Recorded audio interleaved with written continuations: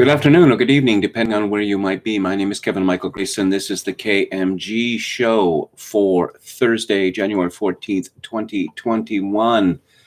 In about 90 minutes, I will be discussing Andrei Tarkovsky's film Solaris.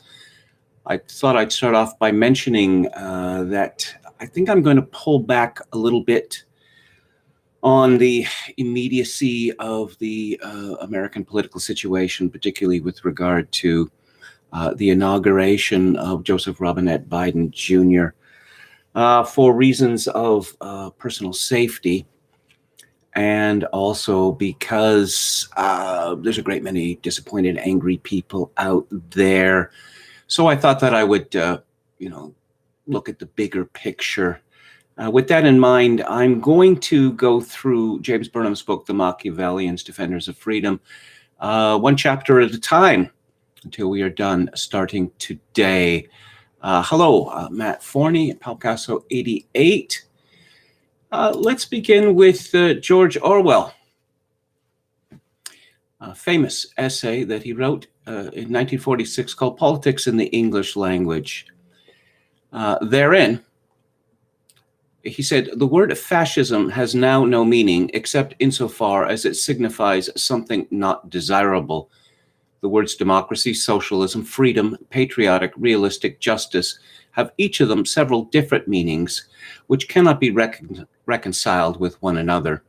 In the case of a word like democracy, not only is there no agreed definition, but the attempt to make one is resisted from all sides.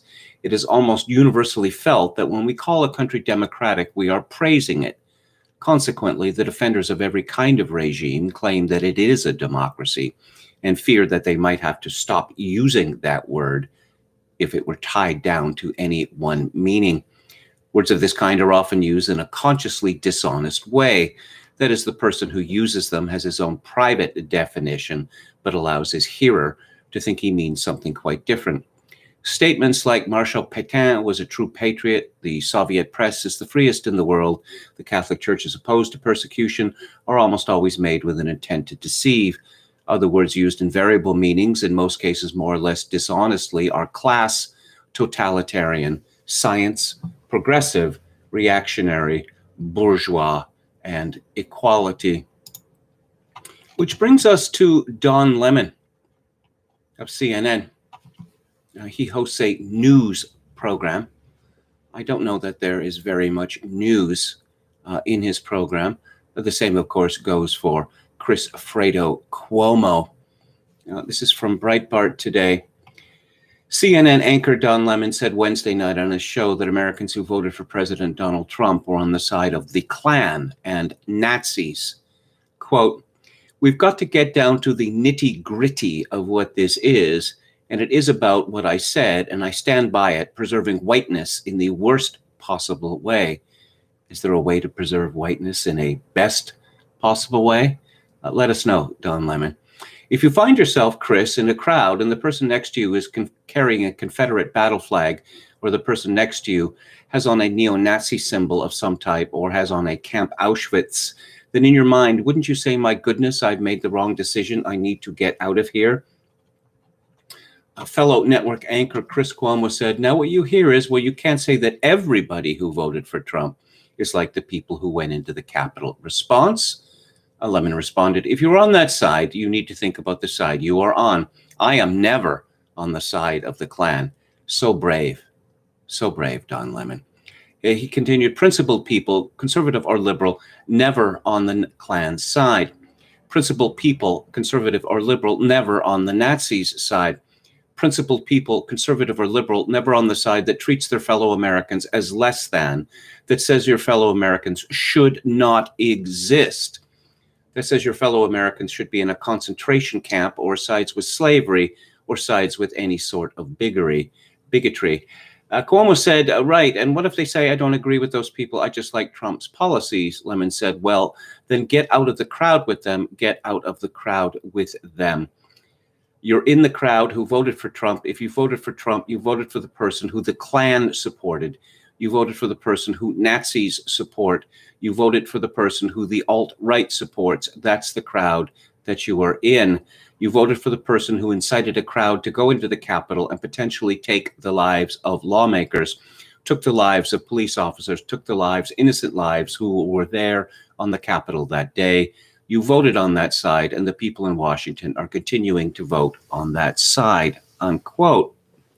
Now, CNN employs a fact checker, a Canadian named Daniel Dale, formerly a cast member of Glee and then of the Toronto Star. So the statements made by Don Lemon, have they been fact-checked by Daniel Dale? And if not, why not? Why not? Now, look, Don Lemon is a stupid person, but I'll just explain this anyway. It would be the easiest thing in the world to disrupt any meeting, however legitimate, by insinuating a few people into it with Confederate battle flags, Nazi symbols, Camp Auschwitz t-shirts, and the like. Now, if 1,000 people show up to any meeting and 10 of them are wearing disreputable clothing, does this invalidate the whole group? Well, I suppose according to Don Lemon, it does. But of course, this metric is never applied to his group. Communist Party, Socialist Party, any of those flavors, did any of them support Joe Biden? I suspect that some of them did. Does this invalidate his candidacy? Did NAMBLA support a candidate in the election? If so, would that invalidate that candidacy? Lemon said if you voted for Trump, you voted for the person who the Klan supported. And the Ku Klux Klan, very powerful group. Do we see them a lot? Do we see them at all? I think if they were around, we would see pictures of them, along with a lot of wailing and demands for action. You voted for the person who Nazis support. Nazis, are there a lot of them in the United States? The Ku Klux Klan was infiltrated thoroughly by the U.S. federal government going back to the 1960s. And the joke, which is probably true, that if any Klan meeting occurs, the majority of people there are likely to be fed. But this ultimately doesn't matter. The question is, whom? Nazis or KKK members, such as they are, may support Donald Trump, but what of it? Does he support them? Now, of course, if the Nazis and the KKK were movements of such size that they could actually make a difference in their endorsements, that would be one thing. But these are tiny, pitiful groups. There is no support to speak of for the Klan or the Nazis. But the bigger picture here is that certain people have been made unpersons by the like of Don Lemon. Now, once again, Don Lemon is an idiot. I can't imagine why he ended up on network TV. Actually, I can think of two reasons. He's black and he's a homosexual. But he embarrasses himself in a grotesque way on a regular basis. But now he is saying that the 75 million Americans who voted for Donald Trump in the 2020 presidential election are to be removed from public life. Now, how that would be accomplished is that's quite a poser, but don't imagine for a minute that the people on the other side aren't trying to figure out how to do that, even as we speak. Even as we speak. And if you look at what happened with the Confederate flag or Confederate monuments, until fairly recently in America, there was a modus vivendi where, sure, the good guys won, but many noble people led and fought for the Confederacy. Now, of course, the Confederacy equals Nazis, and Confederate symbols are verboten, and Confederate monuments, those of which have not been hidden or destroyed, will simply be destroyed. No less than Dwight Eisenhower famously responded to a constituent who asked why he had a portrait of Robert E. Lee. And I won't go into it, but just to point out that not that long ago, well, the 1950s, it was understood that the Confederates were not Nazis. There was a kind of a boom for Confederate hats. I remember as a boy in the 1960s, there were Confederate trading cards, bubblegum cards in the 1960s. There were movies, Gettysburg and others, that took a sympathetic view of those who fought for the Confederacy. But no, first the Confederates and now Trump voters. Let's have a look at the chat.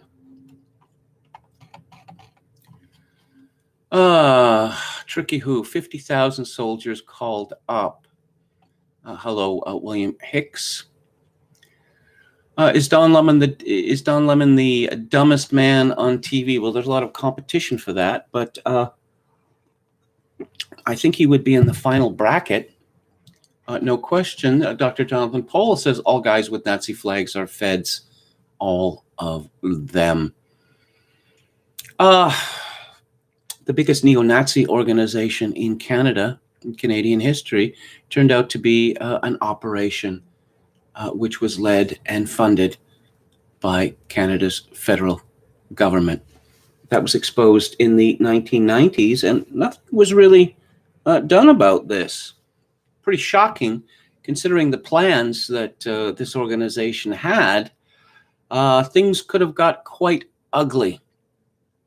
But of course, the Nazism in Canada, neo-Nazism in Canada in the 1960s was not an organic movement either. I mean, no one, I don't believe that anyone seriously believes that there is any possibility of some sort of renaissance of Nazism in the United States. But of course, it is now 76 years since the end of the Second World War, and 76 years from Adolf Hitler's death. And the further we get away from these historical events, the more importance they appear to assume, which is the opposite of what one would respect.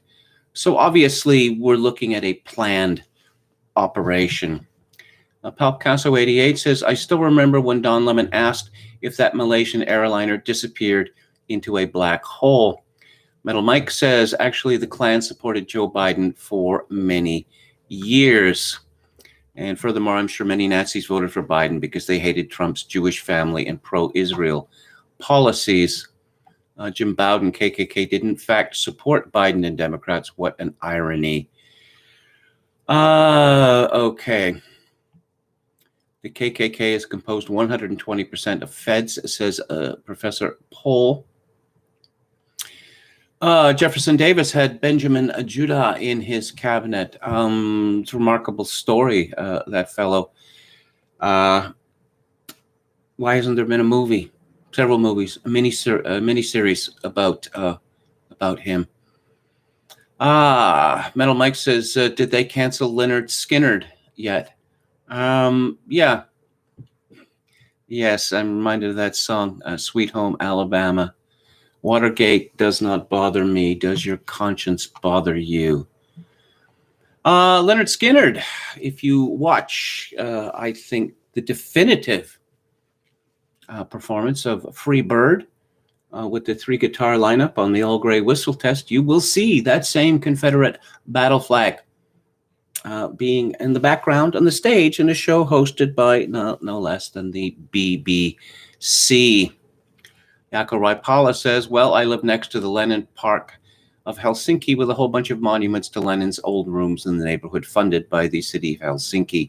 Not far from where I am now, and just a block or so from the legislature of British Columbia, There is a monument to the Mackenzie Papineau Brigade, those Canadians who went to Spain to fight for the communists. Mr. Chuck the Buck Norris, was Ernst Zundel a Fed? No, I don't think Ernst Zundel was a Fed.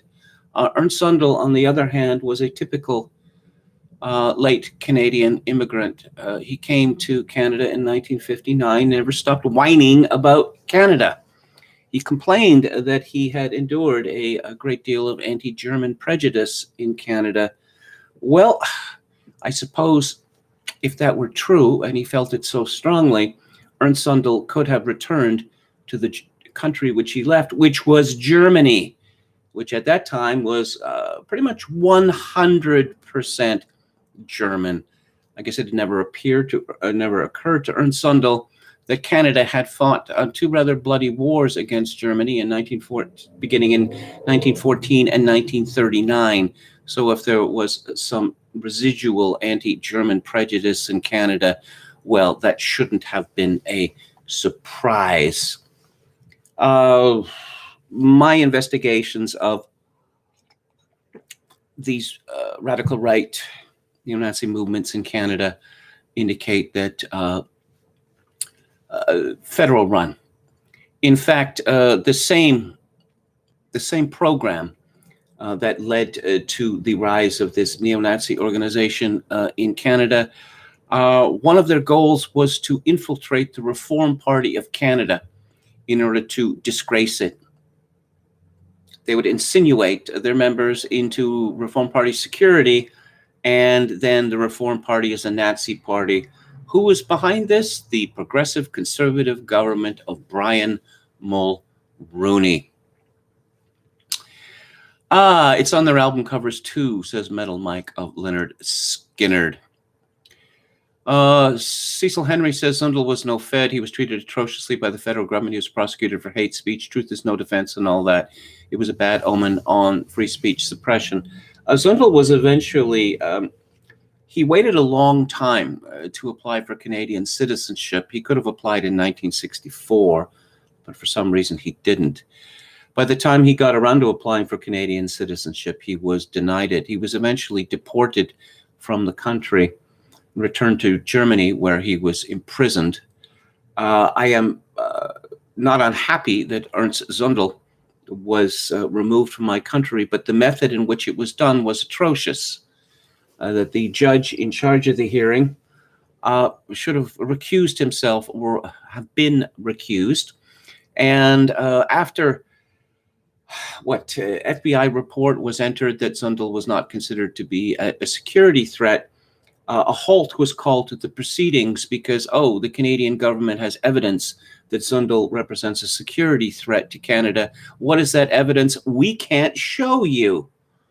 But that was good enough. And then there's the matter of the mail bomb, which was sent to Ernst Zundel in Toronto, which CSIS, which is Canada's CAA, knew all about, but did nothing about it. And when there was an attempt to find out why, this was shut down on the grounds of national security. Buddy says, a flock of seagulls have a live show on YouTube with a rebel flag prominent in the background. Strange, but true. Okay, getting back to it. This is from the Gateway Pundit. Missouri freshman Representative Cori Bush made a big splash on Wednesday by calling President Trump a white supremacist in chief during the slapdash impeachment day. This is now allowed in the U.S. House of Representatives. Democrats threw respect, integrity, wisdom, and decorum out the window. Bush was so proud of her vicious attack, she posted it on her Twitter page. Twitter and Jack Dorsey have no problem with the language. You know the deal. Here's the tweet in full.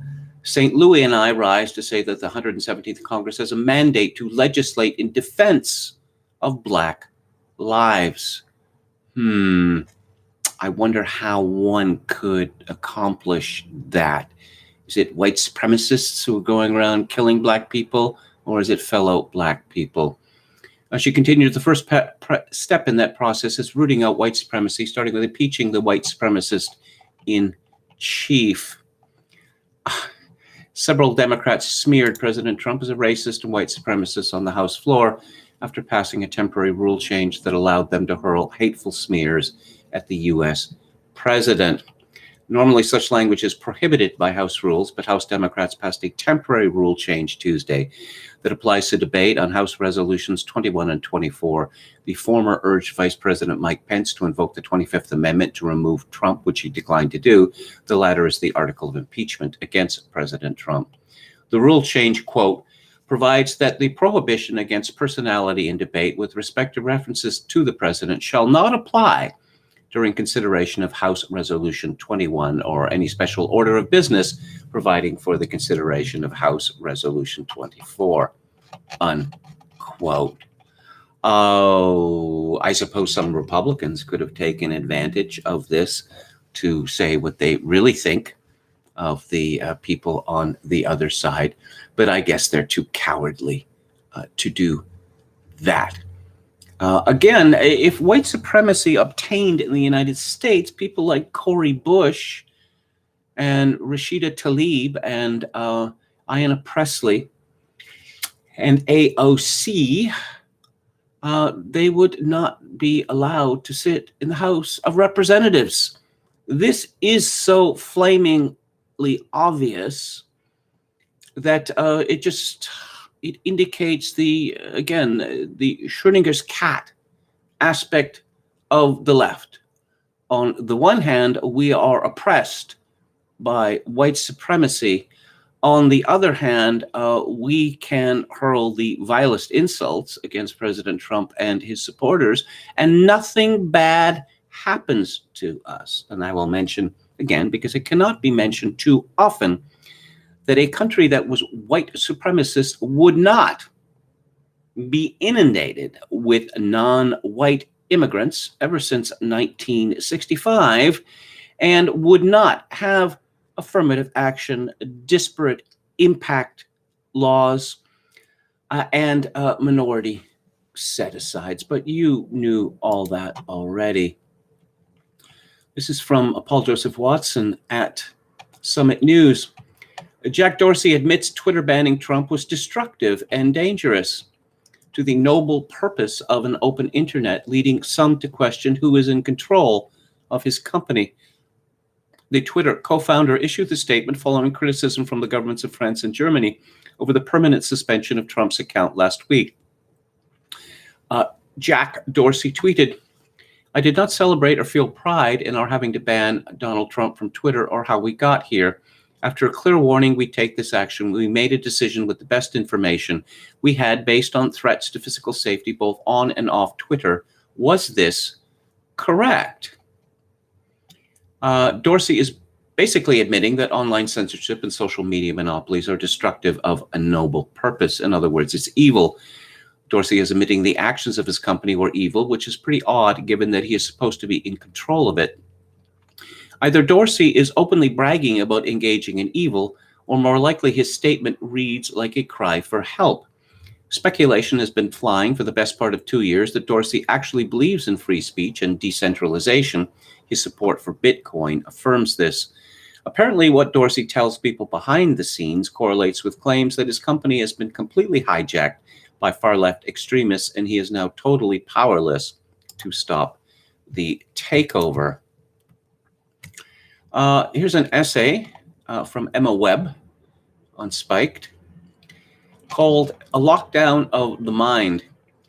When the pandemic hit, many of us were frantically searching empty supermarket shelves for the last remaining cans of beans. It finally dawned on us that our globalized dependency on international supply chains has left us vulnerable. As lockdowns forced us online, technology was praised as the source of our resilience. While our bodies were in lockdown, at least our minds could remain free. But the events of the past week should provide us with a similar wake-up call to our dangerous dependency on a few gargantuan, unaccountable companies which have assumed control over our intellectual supply chains. After the events on Capitol Hill, Twitter permanently suspended the account of the President of the United States. Donald Trump was also booted off all other major social media platforms, including Facebook, Instagram, and Snapchat. "If you can silence a king," tweeted one of Twitter's investors, "you are the king." Many try to argue that the tech firms are private companies and the state has no right to prevent them from discriminating on ideological grounds. It's a free market. Users can always turn to an alternative provider. This might be true if the big tech firms weren't already so powerful that they could simply cut off competitors who refuse to comply with their censorious demands. But Parler, an alternative to Twitter, has been removed from the Google Play Store so that it could no longer be accessed by Android users. Apple followed suit and threatened to do the same unless Parler met its terms for moderating and removing objectionable content. Parler's website has now been taken down completely as Amazon refuses to host it. The trends that led to this cyber coup have been growing for some time, particularly in response to the coronavirus pandemic. In August last year, the World Health Organization hosted its first conference on what it calls infodemiology. It wanted to figure out how to prevent the spread of misinformation about the pandemic. Despite the dystopian-sounding name, infodemiology began as the innocent study of correlations between online behavior and events such as influenza outbreaks. But by August 2020, a new strain of infodemiology emerged from the WHO alongside a new concept, the infodemic. Like pathogens in epidemics, misinformation spreads further and faster and adds complexity to the health emergency response, the WHO argues. On its website, it offers advice on how we can protect ourselves from an infodemic. It warns us that online information can negatively affect our psychology, daily lives, and behavior, and may even promote stigma, discrimination, and violence. According to this view, exposure to false information is literally harmful to us, and so international bodies, tech giants, and governments must protect us from it. Let's look at the officials' view on COVID-19 and what it has resulted in. It has resulted in lockdowns of various severity, going so far as actual martial law in New South Wales, Australia, the Canadian provinces of Ontario and Quebec, and perhaps coming soon to Scotland. It has led to mandatory masks, social distancing, panic, and hysteria. Would this negatively affect our psychology, daily lives, and behavior, and promote stigma, discrimination, and violence? Why, yes, of course it does. But that's different. Back to the essay, the WHO has set itself up as the arbiter of truth, but it is known to have got things badly wrong. For instance, according to Germany's intelligence agency, the BND, the WHO delayed confirming the role played by human-to-human transmission in spreading the virus under pressure from the Chinese government. At the same time, the WHO also praised China for its transparency and for setting a new standard for outbreak response. Back in March, the WHO was telling us how we should and shouldn't speak about COVID-19, warning us not to call it the Chinese or Wuhan virus. Stigma, the WHO Director General said, is more dangerous than the disease itself. It's important to remind ourselves of these mistakes because the big tech firms rely on the WHO's authority to decide what counts as misinformation. Last week, YouTube removed and then reinstated talk radio from its platform, reportedly because it robustly challenges the government's lockdown policy on a regular basis.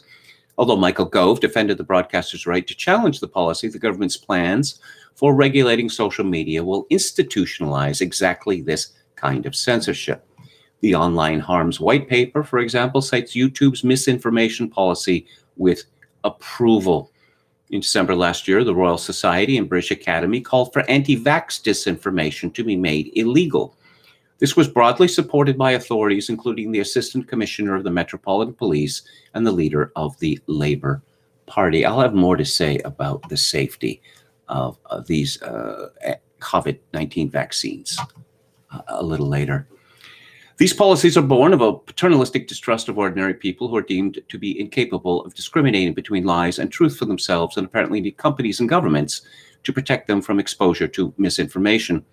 But far from making us more resilient to bad ideas, censorship actually diminishes our capacity to discern the truth. It forgets tile coat, and that would be Radamin tile coat. What inoculation is an element of exposure to the infectious agent. So what people are proposing is not mental inoculation, but mental quarantine. And the author cites George Orwell, just as I have. George Orwell commented on the increasingly degraded state of our use of English, describing a tired hack who would be at home in any COVID press conference. He observed that the, quote, appropriate noises are coming out of his larynx, but his brain is not involved as it would be if he were choosing his words for himself, unquote. Emma Webb concludes, having followed China's lead into lockdown, we seem to be sleepwalking into a lockdown of the mind as well. The walls of our intellectual world are closing in fast. While it may be comforting to outsource our thinking to big tech, the government or international authorities at a time of uncertainty, we could easily find ourselves intellectually trapped without the freedom to undo our mistake. Well, yes, this will continue until it can't. You know, Herbert Stein, systems continue until they stop. Oh, and yes, algorithms and bots are our future, but the same problem keeps happening with artificial intelligence. This is a story from London's Daily Star. A natural language artificially intelligent chatbot has been taken offline after it began using hate speech while talking to users. Lee Luda had donned praise from AI experts and ordinary internet users alike for her convincing use of slang in everyday speech. But the AI has been removed from Facebook Messenger this week after numerous complaints. It had been live and interacting with some 750,000 users for just 3 weeks. Scatterlab, the Korean startup that had created Lee Luda, issued an apology for the AI's description of lesbians as creepy and insensitive remarks about people with disabilities and lesbians. The AI, which is programmed to behave like a 20-year-old female undergraduate, had also been exploited by unscrupulous users who shared advice online about how to make Luda a sex slave and get the chatbot involved in sexual conversations. Yes, no one could have seen that coming. The latest controversy with Luda is an ethical issue that was due to lack of awareness about the importance of ethics in dealing with AI. John Chang-bai, the head of Korea Artificial Intelligence Ethics Association, told the Korea Herald. Lee Luda is not the first online AI to be taken down after betraying anti-social opinions. In 2016, Microsoft's Tay, an AI Twitter account, lasted just 16 hours before users started reporting racist and genocidal tweets. According to Microsoft, the AI's behavior had been caused by trolls who manipulated it with loaded questions. Its replacement, Zoe, lasted rather longer, but was eventually powered down after making sarcastic comments about Microsoft's operating systems. Amazon was forced to shut down their own AI recruitment tool after it was revealed to be making sexist judgments. But some say the problem isn't with artificial intelligence, but with us. Korean politician Jang Hui-young said Lee Luda had simply held up a mirror to Korean society, saying it simply reproduced discrimination, hatred, and prejudice against the weak and minorities of our society, such as the disabled, alphabet people, and migrants. Only when people's norms are right, AI ethics could stand right, he said. Another totalitarian project for big tech. As the Korean politician suggests, I mean, it's pretty obvious that went wrong. And I suppose, James Burnham could shed some light on that, they were talking not with members of the elite, these AI systems. They were talking with, a fair number of ordinary people or people who were not invested in the narrative. So what these people have to say, their views on sexuality and race are not the same as our elite. So clearly in the future, AI is going to have to be programmed only by the elite. If you let ordinary people in there, problematic things are going to happen. There's an impeachment going on. Yeah. According to CNN, impeachment ramifications are just beginning to unfold. Melania has spent the last weeks operating inside a gray area. I wonder what that could mean. And now there is serious talk of the impeachment taking place after Donald Trump has left office. How that is possible is an interesting question, but I'm sure some sort of excuse will be found. So what kind of future are we looking at? A future where there is no free speech, where people have to be terrified of everything they say, even in private forums, even to people they consider to be their friends. And what are we going to eat? Well, apparently we're going to eat bugs, because meat uses up too much resources, farting cows, whatever. Of course, this is just an example of the sadism of the elite. From the Associated Press, the vaunted Mediterranean diet and French gastronomy are getting some competition. Ho, ho. The European Union's Food Safety Agency says worms are safe to eat. The Parma-based agency published a scientific opinion Wednesday on the safety of dried yellow mealworms and gave them a thumbs up. Researchers said the worms, eaten either whole or in powdered form, are a protein-rich snack or ingredient for other foods. Allergic reactions may occur, especially depending on the type of feed given to the bugs, known officially as Tenebrio molitor larvae. Yummers.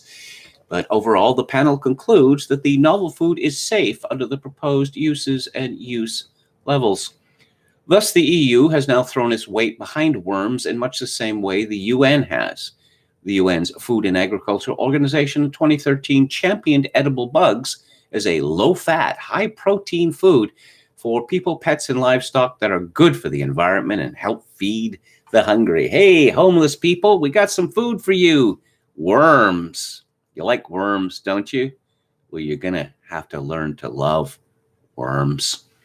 I guess maybe that will be a class dividing line in the near future. That if you're eating worms, then you are on the wrong side of that divide. Yes, the elite.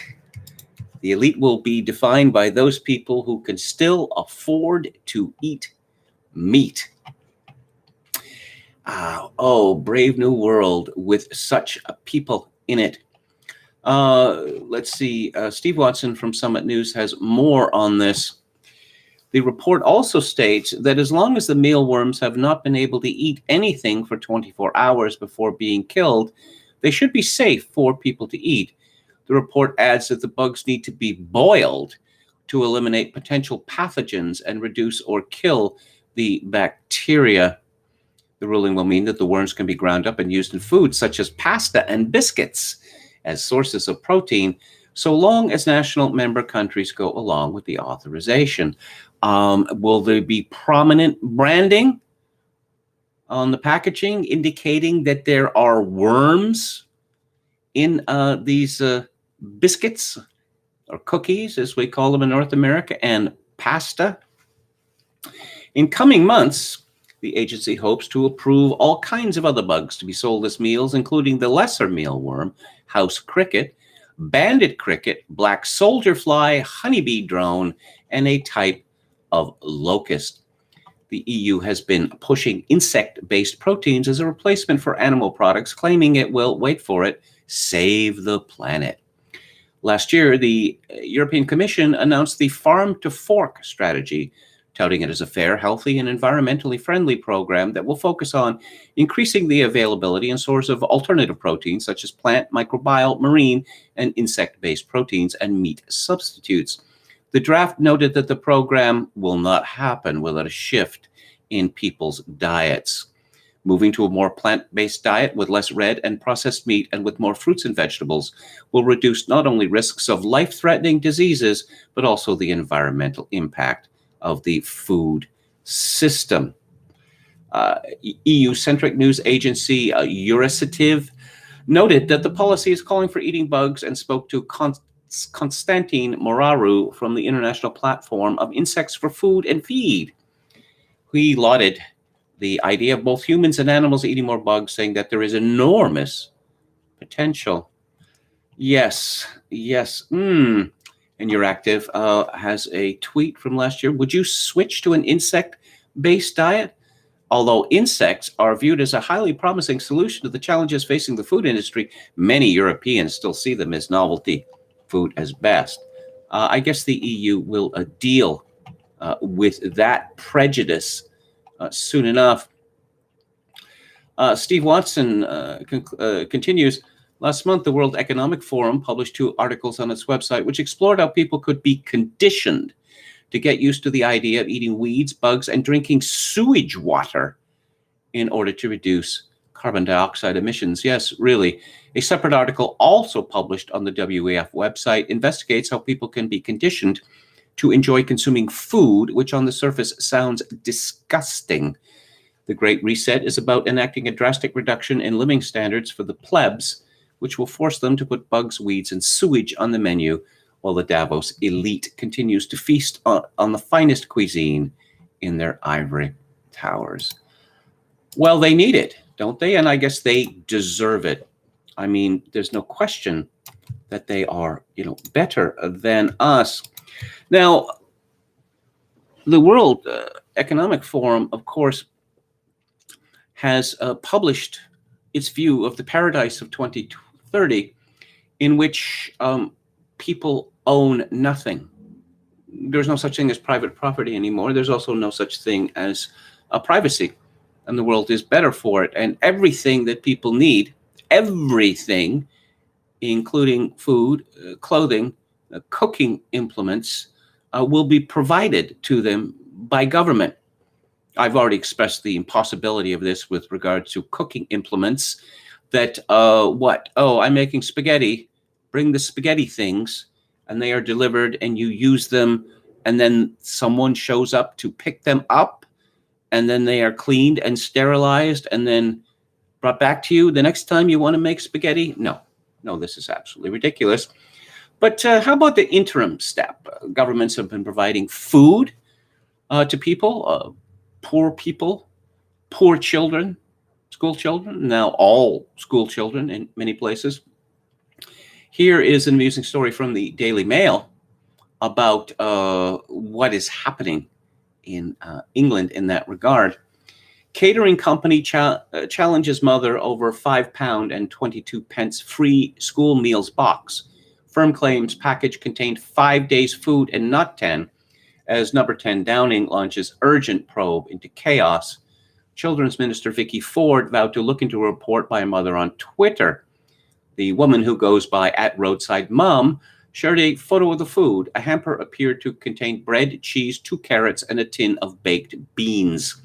It came as other desperate mothers shared similar images of sparse food parcels. And yes, I'm looking at a picture of this, and there is a loaf of bread, a can of beans, 2 bananas, what appears to be about a half dozen slices of white cheese, 2 carrots, 3 apples, 2 potatoes, a tomato, a small bag of rigatoni, 3 packages of Frubes, whatever they are, and 2 packages of Soreen, whatever they are. This is supposed to last for 10 days instead of a £30 voucher. And much fun was had about this on Twitter. Do you remember when Michelle Obama was made czar of American school children's school lunches? Do you remember that? That, I don't know, millions of pounds of food were simply thrown away routinely because she was delivering slop to people, to children that they didn't want to eat. Of course, the question that I asked at the time was, where in the Constitution does it make the president's wife czar of America's school lunches? What is the federal government doing in the school lunch business anyway? Roadside Mom had tweeted January 11th on the free school meals bag for 10 days. Issued instead, and I already listed what's in it, issued instead of £30 vouchers. I could do more with £30, to be honest. Tim Newman at White Sun Desert responded, government service hastily implemented under massive muddle-headed public pressure turns out to be utter shite. Who would have given thought of this? And someone, W. Surfa, responded, this is what a Morrison's 30-pound box looks like. £28.50 if you subscribe, includes delivery. If they can deliver this for £28.50, who the hell negotiated and then signed off on the bin juice version for £30? And I'm looking at a lot more food here, including 2 packages of sausages, ground beef, peppers, what, half dozen onions, about 12 potatoes, about 10 onions, garlic, about a dozen cherry tomatoes, and 6 cans of food, as well as 2 packets of pasta and something else there. A lot more food and a lot more better looking food for the same amount of money. But obviously, this does not give confidence with regard to what will happen in a future where there is no property, private property, and the government will supply everything. Again, from Tim Newman, the overheads and compliance cost on a 30-pound government purchase will be high. Yes, one would think that the overhead and compliance, say for a supermarket chain like Britain's Morrison's, would be high, but apparently nowhere near as high as the British government, where the fabled economies of scale apparently do not obtain, amusingly enough. Masks, don't you just hate them? But according, this is from the U.S. Sun, according to Jonathan Van Tam, who is England's Deputy Chief Medical Officer, Brits could be wearing face masks forever, as COVID-19 will always be with us. Professor Van Tam said the pandemic has changed how Brits approach hygiene and that some habits that we have adopted still stay with us. The top medic added that the lockdown will probably be with us until mid to late spring, and that the virus will be with us for the foreseeable future, as will influenza, which kills millions of people every year. But of course, there was no thought of forcing people to wear masks, even during the cold and flu season. Yes, Professor Van Tam, who was born and raised in Lincolnshire, but his father was an immigrant from Vietnam. And as I have pointed out, it seems that the people who are determined to strip us of all civil liberties, to humiliate us, they are not Westerners. It's only in the West that their concepts like freedom and liberty have any meaning. In the rest of the world, the only concept that is important with regard to politics is power. More wisdom from Professor Van Tam. The pandemic has changed a lot of things. It has changed the way you and I approach hand hygiene. We all carry hand sanitizer around now. No. What? Who does this fellow know? I have not run into a single person carrying around hand sanitizer. You know, a lot of stores provide hand sanitizer. A lot of stores do not. I have yet to see someone pull out some hand sanitizer from a pocket and then squirt this goo on their hands. Ugh. It's like, you know that feeling when you go to a movie theater and you order popcorn and there's that butter substitute, and then you have some popcorn and you've got this goo all over your hands? My experience always was I could hack it for about a minute. I have to go and wash my hands. This is just disgusting. Yeah, the virus was going to take care of all of that. Sorry, the vaccine was going to take care of all that, but no. Do you think that having got us all to wear masks, that they were going to let us not wear masks? Again, from Summit News, poll, 3/4 of Americans want vaccine passports. I'm reminded of the famous line from Eli Wallach in John Sturgis's The Magnificent Seven. If God didn't want them sheared, he wouldn't have made them sheep. And that's what we are looking at now. But who's going to determine if one has had the vaccine or not? Now, no one has said that the vaccine is going to be mandatory. No government has said that yet. But Bill Gates has other ideas. This is from CNBC, a digital COVID vaccination passport is being jointly developed by a group of health and technology companies who anticipate that governments, airlines, and other firms will soon start asking people for proof they have been inoculated. A coalition known as the Vaccination Credential Initiative, which includes Microsoft, Salesforce, and Oracle, as well as U.S. healthcare nonprofit Mayo Clinic, was announced Thursday. The VCI says it wants to develop technology that enables individuals to obtain an encrypted digital copy of their immunization credentials that can be stored in a digital wallet of their choice, such as the Apple Wallet or Google Pay. Hey, how about that? I have neither Apple Wallet or Google Pay, so I guess I'm going to be forced to get those. I suppose this is good news for Apple and Google, but that's entirely coincidental. Who will save us from this turbulent nerd, Bill Gates? Who elected him to anything, by the way? He has an enormous amount of money, and he's very powerful in the tech world. But it used to be that people, if they really wanted to boss people around in a big way, they had to submit themselves to the electorate. But that's no longer necessary. From BBC News, COVID restrictions around takeaway and click and collect services in Scotland are to tighten. Only shops selling essential items such as clothing, footwear, baby equipment, homeware, and books will be allowed to offer click and collect. Collections must be outdoors, with appointments staggered to avoid queuing. And takeaways can no longer allow customers indoors and must instead operate from a hatch or doorway. The changes are among 6 new rules that will come into force Saturday.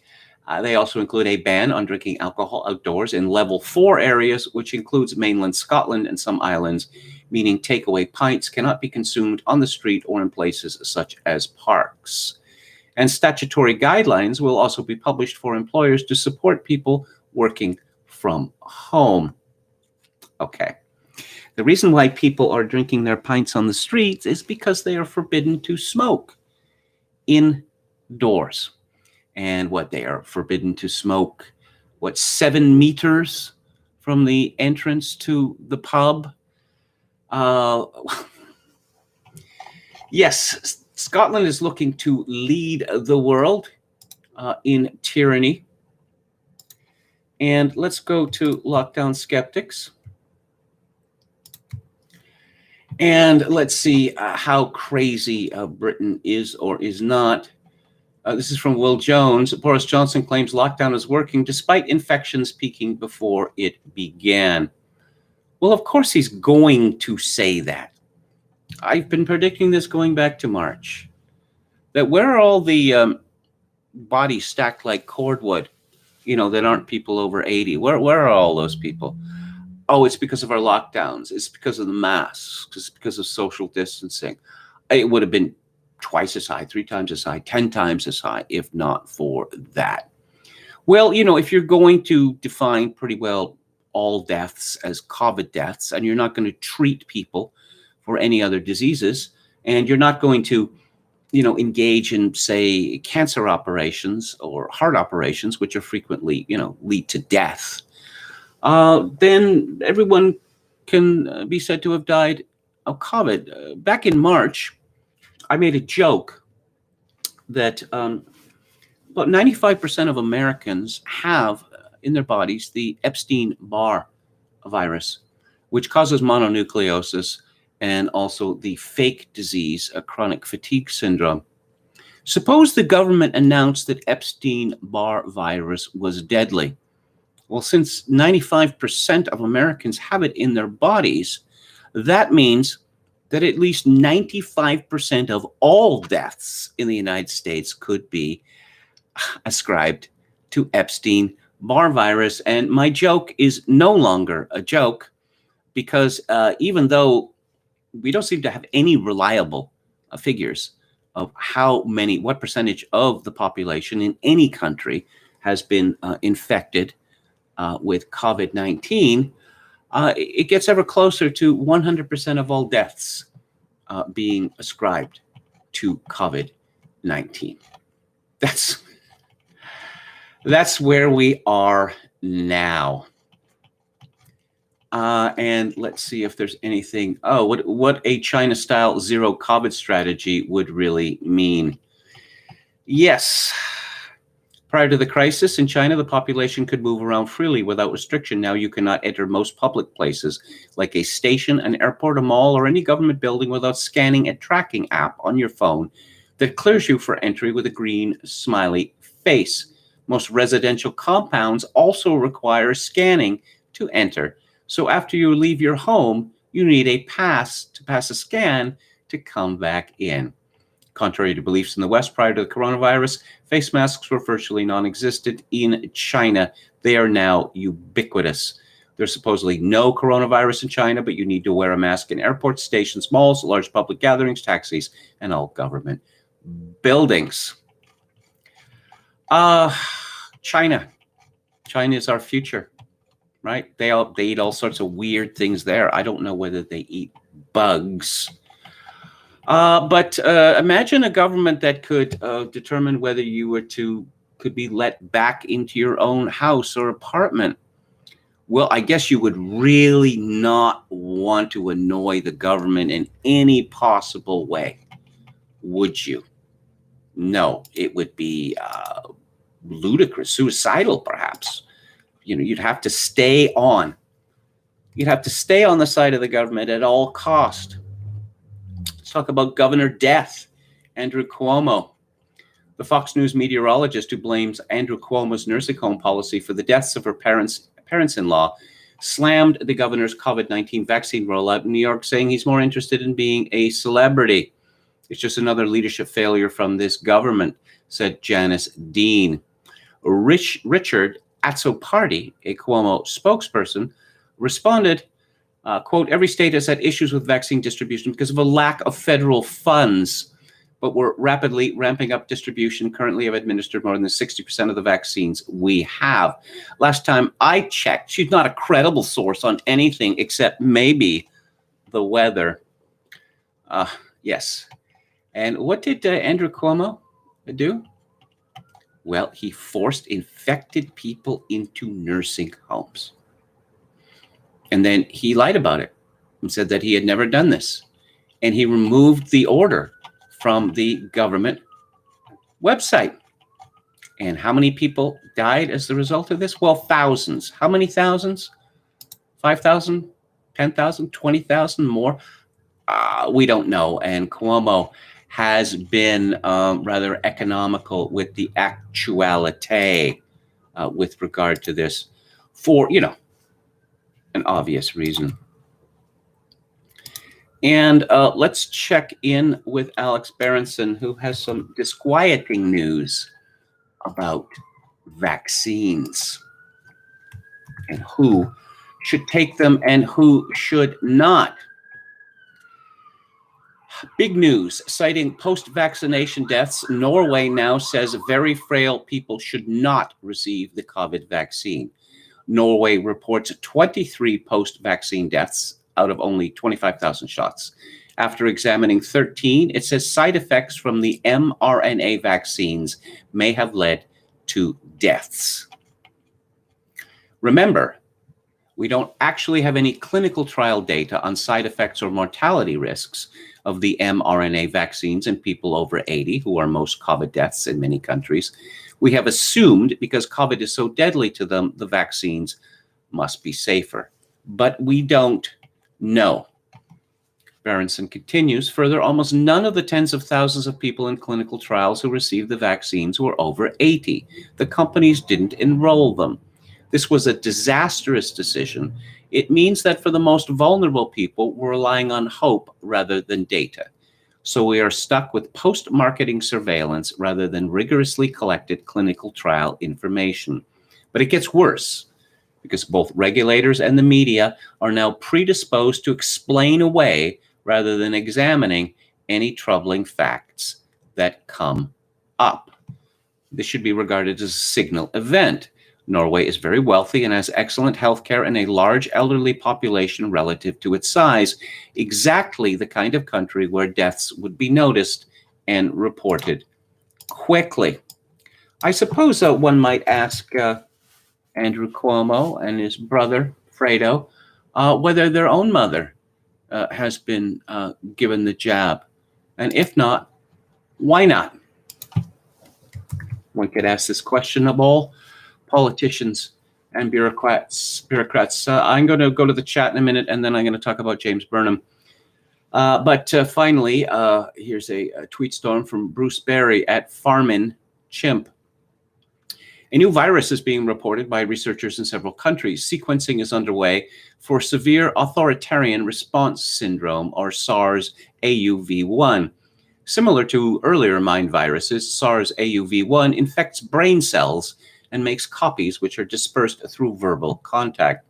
SARS-AUV1 produces an illness, Auth21, which has the following characteristics: impervious to rational argument and loss of all mathematical abilities, marked palalia using terms like safety, danger, ICU, your own good, consumed by non-existent risks to young people, unswerving loyalty to anyone from the WEF and the WHO, deafness in both ears except to anyone who also has Auth21, clinical outcomes of Auth21, can progress to delusions of grandeur if allowed to influence others.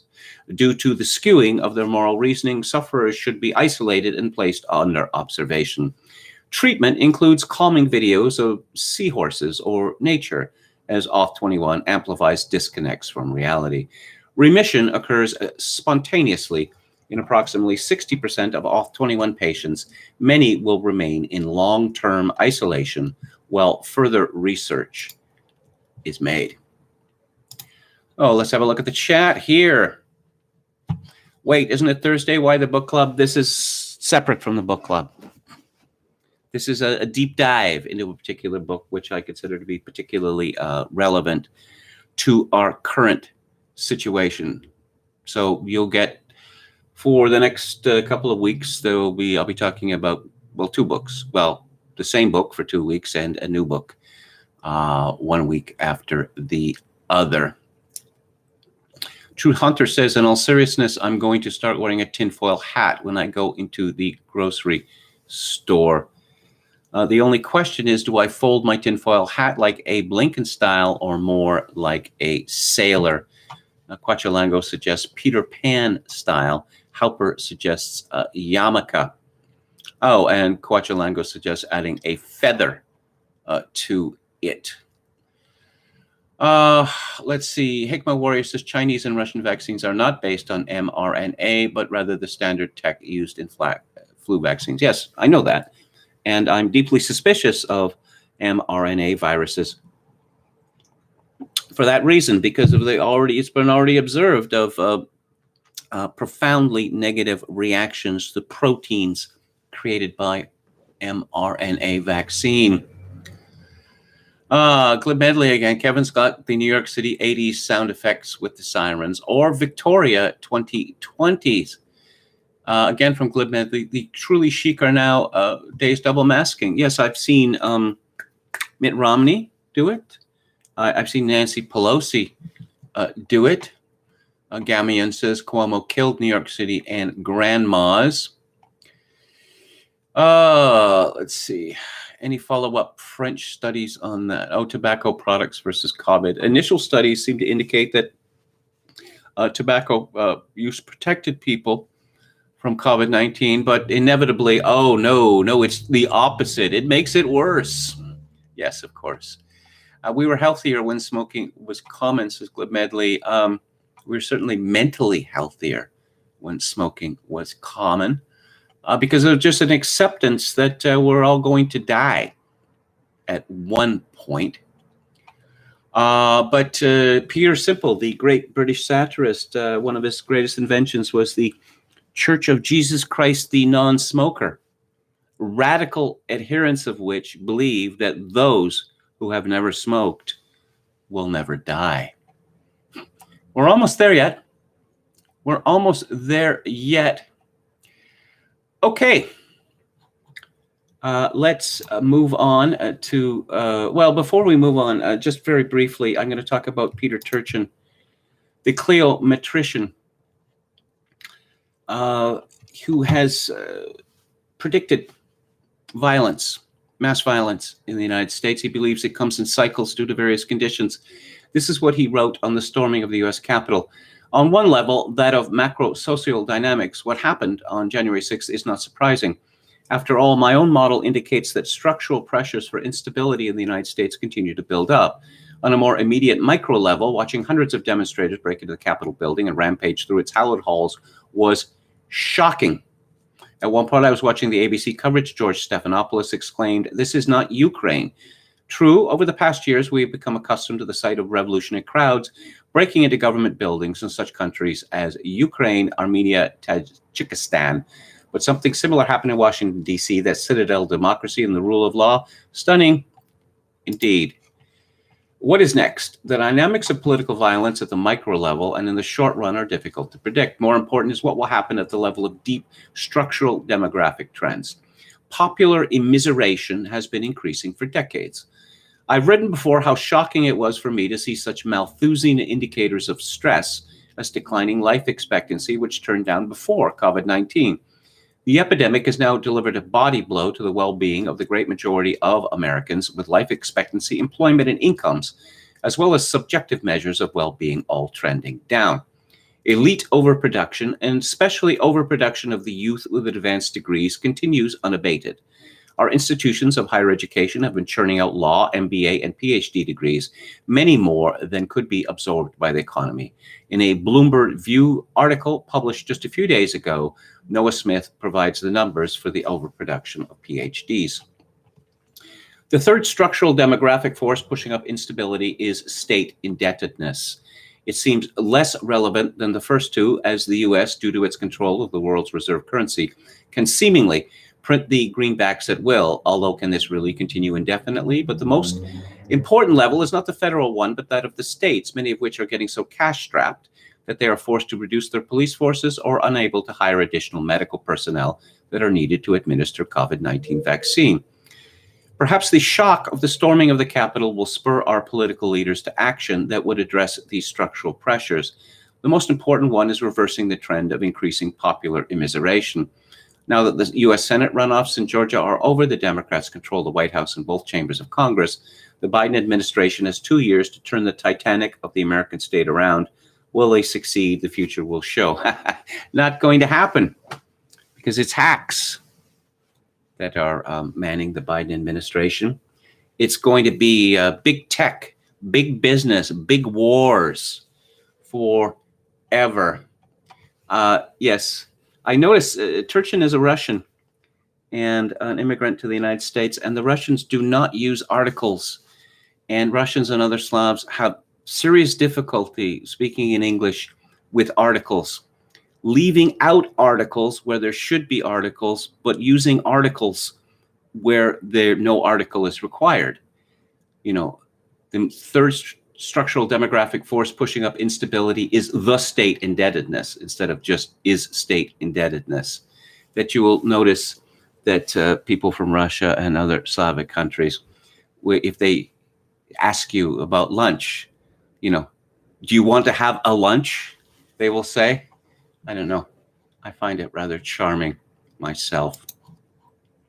So, James Burnham and the Machiavellians. Just a short reintroduction to James Burnham. He was born in 1905. He died in 1987. He was a full professor at New York University at the age of 25 years old. He was a communist, a Trotskyite. Until the late 1930s, he held high positions in various communist organizations in the United States, and he was personally acquainted with Leon Trotsky himself. And I won't go into the various purges that took place in the communist movements in the United States, but Burnham ended up rejecting it entirely, not just Trotsky, formal Trotskyism, but Marxism itself. Burnham worked in World War II for the OSS. He was one of the founders of National Review. I've already spoken on the book club about his book from 1964, Suicide of the West, an essay on the meaning and destiny of liberalism.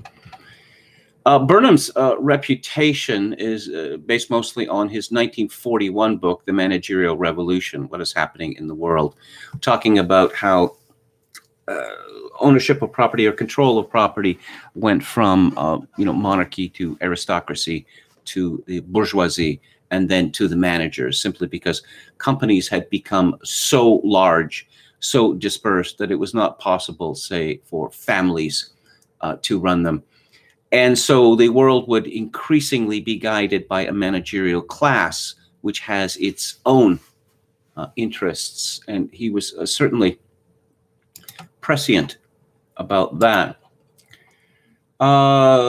This book was published in 1943 during the middle of the Second World War.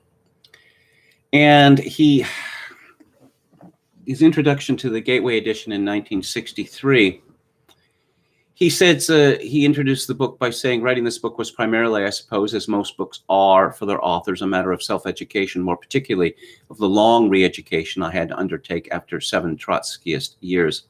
I was grateful to these Machiavellians, and perhaps I gave them rather more than their due. Having come to know something of the gigantic ideology of Bolshevism, I knew that I was not going to be able to settle for the pygmy ideologies of liberalism, social democracy, refurbished laissez-faire, or the inverted cut-rate Bolshevism called fascism. Through the Machiavellians, I began to understand more thoroughly what I had long felt, that only by renouncing all ideology can we begin to see the world and man. Why is this book important? Because the book could be titled The Way the World Really Works. If you want to know, particularly people on the right, why they have been disappointed by the conservative movement for decades, well, this book explains why. These people are not acting in your interest. They are acting in their own interest. They're acting in the elite's interest, and they are members of the elite. For years, I used to read the American Spectator, National Review. Here's why the incoming crop of Republican congressmen and senators is going to make a difference in terms of our agenda, our ideology of, smaller government, more freedom. And it never ended up that way. And I always wondered why. Why is it that the Tea Party, which was a genuine, it was a revolt of the shopkeepers, actually, and then the pros in the Republican Party said, oh, yes, we feel your pain. Why don't you let us help you out? And the movement was hollowed out. And why was it hollowed out? Because it represented a threat to the elite. Burnham begins with Dante Alighieri, the poet. You know him from the Divine Comedy, but he was also a political writer. Chapter 1 is called The Formal Meaning of Demonarchia. And he begins by talking about the 1932 platform of the Democratic Party. And Herbert Hoover had greatly expanded the size of government. Hoover became president in 1929. And of course, that was the crash. And so American government got bigger to deal with the crisis. And the platform was introduced in this way. believing that a party platform is a covenant with the people to be faithfully kept by the party when entrusted with power, and that the people are entitled to know in plain words the terms of the contract to which they are asked to subscribe, we hereby declare this to be the platform of the Democratic Party. Essentially, it is anti-Hoover and everything that he had done in an attempt to help America cope with the Great Depression. Let's see. And Franklin Roosevelt himself said in a radio address, July 30th, 1932, any government, like any family, can for a year spend a little more than it earns, but you and I know that a continuation of that habit means the poorhouse. Burnham writes, what are we to make of the words in these several quotations? They would be easy enough to explain if we could just assume that the men who wrote them were just liars, deliberately trying to deceive the people. There is, however, no convincing evidence that would permit us to draw so cynical a conclusion. Are we to believe, then, that they were utterly stupid, with no understanding of economics or politics or what was going on in the world? Taking the words as they stand, this would seem to be the only alternative conclusion, but this also does not seem very plausible. These men and their associates, though they doubtless knew less than everything and less than they thought they knew, were surely not so ignorant as to have believed literally what the words seem to indicate. There is some further puzzle here. Perhaps the words do not really have anything to do with cheap government and sound currency and balanced budgets and the rest of what appears to be their subject matter. We're asking questions about the meaning of the words men use in connection with political and social affairs. In order to avoid bias from partisan feelings of the moment and to seek a greater generality in the answer, I shall briefly examine these same questions as they arise over words written more than 6 centuries ago. Dante Alighieri, besides the most wonderful poem ever written, finished only one other major work. This was a treatise on politics, which he called De Monarchia, a title that may be translated as On the Empire. It's divided into 3 books, each of these subdivided into numerous chapters. The general subject stated by Dante is the knowledge of the temporal monarchy, which is called empire, by which is meant a unique princedom extending over all persons in time. Dante here is arguing for what Eric Voegelin called the emanticization of the eschaton. That is to say, taking what rightfully belongs to heaven and dragging it down to earth.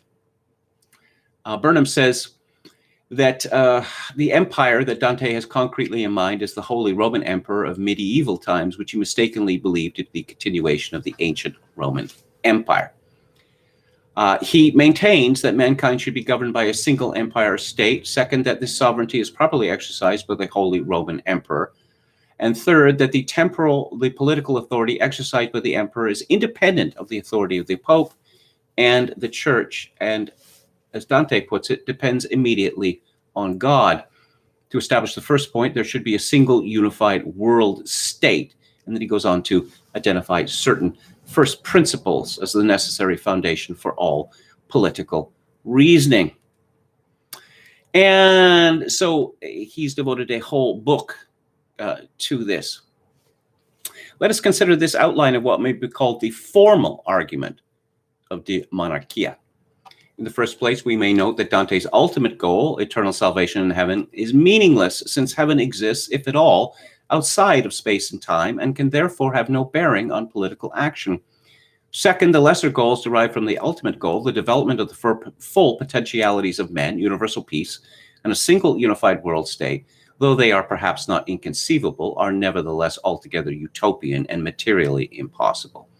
Third, the many arguments that Dante uses in favor of his position are, from a purely formal point of view, both good and bad, mostly bad, but from the point of view of actual political conditions in the actual world of space and time and history, they are almost without exception completely irrelevant. They consist of pointless metaphysical and logical distinctions, distorted analogies, garbled historical references, appeals to miracles, and arbitrarily selected authorities. In the task of giving us information about how men behave, about the nature and laws of political life, about what steps may be taken in practice to achieve concrete political and social goals, they advance us not a single step. Now, we see this kind of language routinely now, even grander than the Republican, what Hoover was doing, or the Democratic response, or Roosevelt's New Deal. We're going to abolish racism. We're going to abolish violence against women. Those are just two examples. I could give many more. Nothing short of a totalitarianism greater than that exercised by Hitler and Stalin could even begin this enterprise, which is doomed to failure.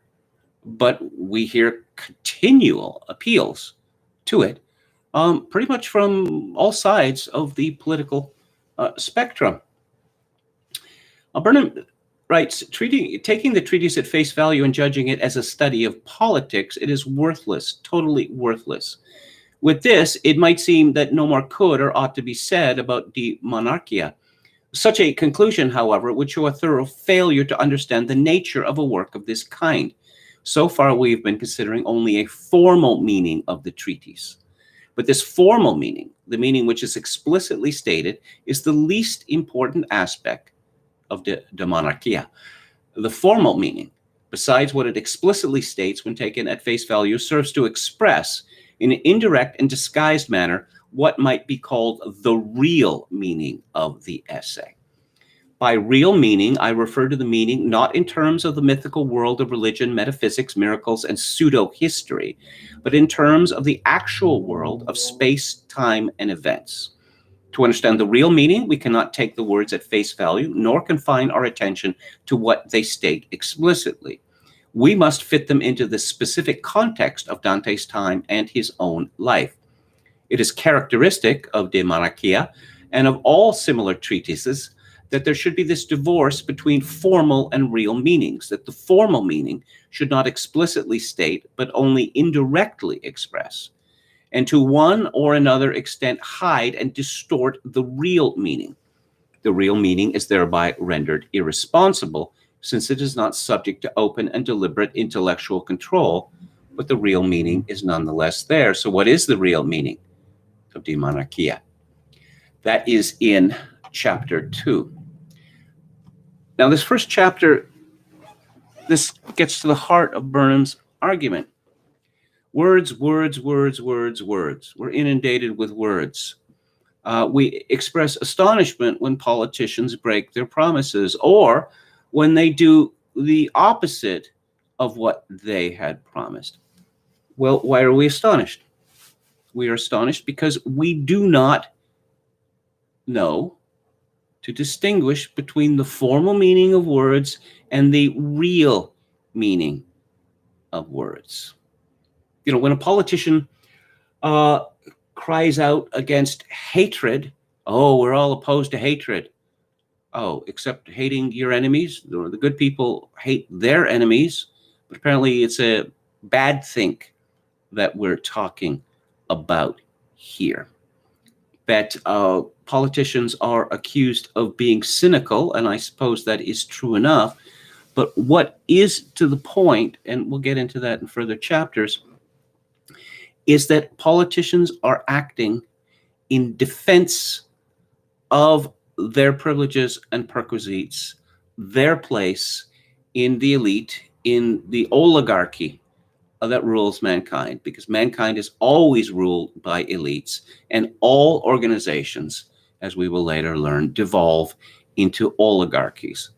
Further, I know that this happens during every presidential cycle, but these are the best people the Democratic Party could come up with.